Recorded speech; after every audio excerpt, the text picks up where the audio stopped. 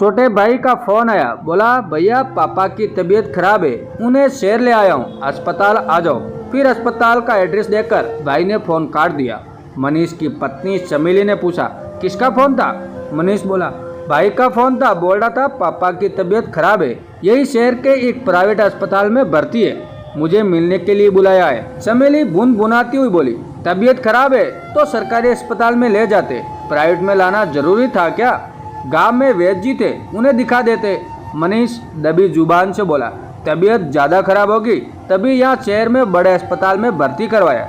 चमेली बोली, लगता है उन्हें पैसों की जरूरत है, कहाँ से दोगे? या हम खुद एक एक पैसों को तरस रहे? मनीष नजरें सुराता हुआ बोला, कल उधार लाया था 10,000 रुपये, वही ले चलते हैं। चमेली खांसते हुए बोली, उन 10,000 में से 5,000 रुपये तो मकान मालिक को किराए के देना है, वरना वो घर खाली करवा लेगा, बाकी मेरे इलाज पर खर्च करने के लिए लाए थे। मनीष बोला, किसी और से उधार मांग लूंगा, तुम वो पैसे ले आओ, अभी चलते हैं। चमेली उसे गुस्से में देखते हुए बोली, कितना उधार लाओगे? बच्चों की फीस भी बकाया पड़ी है, साफ मना क्यों नहीं कर देते?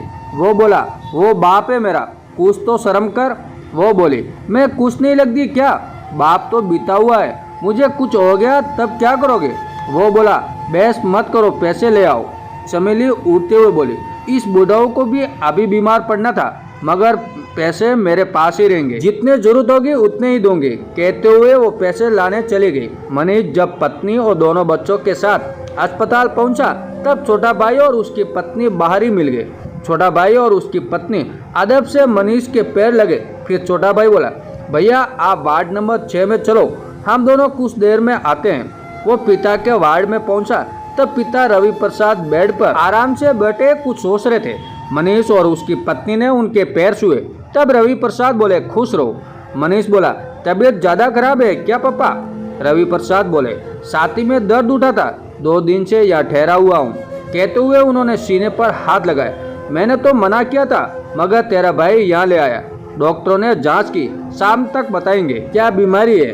रवि प्रसाद का छोटा बेटा लौट आया था। आते ही बोला, पापा अब भैया भाभी आ गए, मैं आपकी बहू को गांव छोड़ आता हूँ, घर पर माँ अकेली है। रवि प्रसाद खड़े हुए, फिर चलते हुए छोटे बेटे के पास पहुँचे, उसके कान में कुछ कहा, फिर वापस आकर बेड पर लेट गए। छोटा बेटा और बहू गांव चले गए। रवि प्रसाद ने मनीष के 7 वर्षीय और 10 वर्षीय बेटे को अपने पास बुलाया और उन्हें प्यार करने लगे। उधर चमेली खांसते हुए सोच रही थी कि ये अच्छी आफत आई, अगर ऑपरेशन हुआ तो पता नहीं कितना खर्च आएगा। लगता है ये 10,000 तो गए। शाम को रवि प्रसाद की जांच की रिपोर्ट आ गई। डॉक्टर ने कहा, चिंता की कोई बात नहीं, ये हार्ट का दर्द नहीं है, गैस का दर्द है। फिर कुछ दवाइयाँ दी और उन्हें छुट्टी दे दी, मगर फिर भी जांच और दवाई का खर्चा 3,000 रुपये हो गया, जिसे मनीष को ही चुकाना पड़ा। चमेली को ये सोचकर आंसू आ गए कि गैस के मामूली से दर्द के लिए 3,000 खर्च करवा दिए, और यहाँ वो कितनी परेशानियों से जूझ रही है। वो अभी भी डर रही थी कि बुढ़ाऊ जाते वक्त पैसे न मांगे। डिस्चार्ज के बाद मनीष पिता को अपने किराए के घर में ले आया। मनीष का छोटा भाई भी वहीं आ गया था। रवि प्रसाद बोले, बेटा तेरे इन घुटन भरे कमरों में मुझे नींद नहीं आएगी, इसलिए अभी रात की गाड़ी से गांव जाऊंगा, आ तू कुछ देर मेरे पास बैठ। मनीष डरते डरते पिता के पास बैठ गया। पास में ही छोटा भाई भी बैठा था। मनीष डर रहा था कि पापा कहीं पैसे न मांग ले। उधर चमेली भी कमरे के बाहर कान लगाकर धड़कते दिल से उनकी बात सुनने लगी। वो सोच रही थी कि ससुर ने पैसे मांगे तो वो साफ मना कर देगी। रवि प्रसाद बोले, बेटा बहुत कमजोर लग रहे हो, क्या बात है, कोई परेशानी है क्या? मनीष बोला, नहीं पापा, बस अभी कुछ दिनों से काम नहीं मिल रहा है, इसलिए परेशान हूँ, बाकी सब ठीक है। रवि प्रसाद बोले, क्यों यहाँ शहर में पड़ा है, गाँव चलना, तेरी माँ तुम्हें बहुत याद करती है। मनीष कुछ न बोला, चुप रहा। रवि प्रसाद ने छोटे बेटे के हाथ में पकड़ा हुआ थैला अपने हाथ में लिया, फिर थैले में हाथ डालकर 500 के नोटों की 2 गड़ियां निकालकर मनीष की तरफ बढ़ाते हुए बोले, ले रख ले। मनीष ने पिता के हाथ में 1 लाख रुपये देखे तो उसका दिल भर आया। हिम्मत नहीं हुई पिता से पैसे लेने की। रवि प्रसाद बोले, मैं जानता हूँ बचपन से तेरी आदत छुपाने की है, मगर मैं तुम्हारा पिता हूँ, पहली नजर में ही समझ गया था तू परेशान है, बहू भी बीमार लग रही है, बच्चे के तन पर ढंग के कपड़े नहीं है, तू भी कमजोर हो गया, ले रख ले, तुझे इस वक्त जरूरत है। ये पैसे तेरे छोटे भाई से तुम्हारे लिए ही मंगवाए। इस बार फसल ठीक गई है, गांव में सब ठीक है। बाहर खड़ी समिली साकर भी अपने आंसू नहीं रोक पाई। मनीष का दिल कर रहा था पापा से कहे, पापा 2 पैसे कमाने शहर आया था, मगर जिम्मेदारियों ने बेबस कर दिया है, वरना आपका बेटा इतना मजबूर नहीं होता।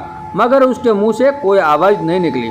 रवि प्रसाद बोले, क्या हुआ बेटा, ज्यादा बड़ा हो गया क्या?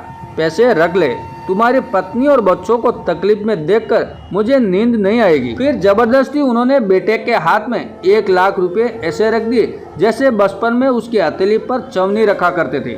चमेली से और ना देखा गया, वो सुबकने लगी थी, इसलिए मुंह में पल्लू ठूसकर रसोई में चली गई। दोस्तों, संतान को परेशानी में देखकर पिता का हृदय खंडित हो जाता है। औलाद कितना भी छुपाए, मगर पिता पहली नजर में जान जाता है कि वो तकलीफ में है। दोस्तों, ये कहानी आपको कैसी लगी कमेंट करके जरूर बताएं, और हमारे चैनल पे नए हो तो हमारे चैनल को सब्सक्राइब जरूर कीजिएगा। धन्यवाद दोस्तों।